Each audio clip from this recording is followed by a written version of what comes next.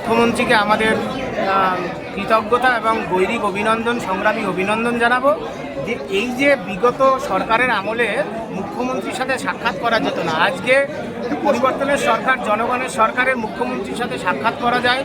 আমাদের যে 26,000-এর এসএসসি যোগ্য চাকরি, তার মধ্যে 19,000 জনেরও বাতিল হয়েছে প্রাক্তন সরকারের দুর্নীতির কারণে।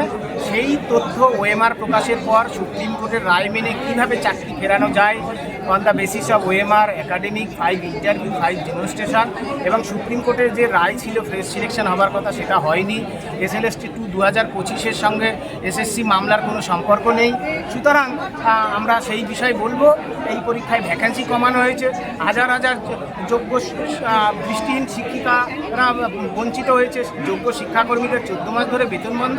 আমাদের আবেদন তুলে ধরবো, মুখ্যমন্ত্রী সব জানেন, মুখ্যমন্ত্রী যোগ্যতার ভিত্তিতে SSC 2016 সালের যে ওএমআর প্রকাশিত হয়েছে তার ভিত্তিতে চাকরি ফেরাবেন, এই আশা, এই বিশ্বাস।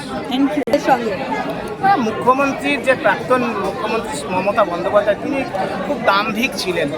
আমাদের মতো চাকরিহারাদের দীর্ঘদিনের দাবি, আবেদন, লড়াই যে মুখ্যমন্ত্রী আমরা সাক্ষাৎ করতে চাই, সন্তান স্নেহে ডেকে নিন, কিন্তু তিনি কর্ণপাত করেননি।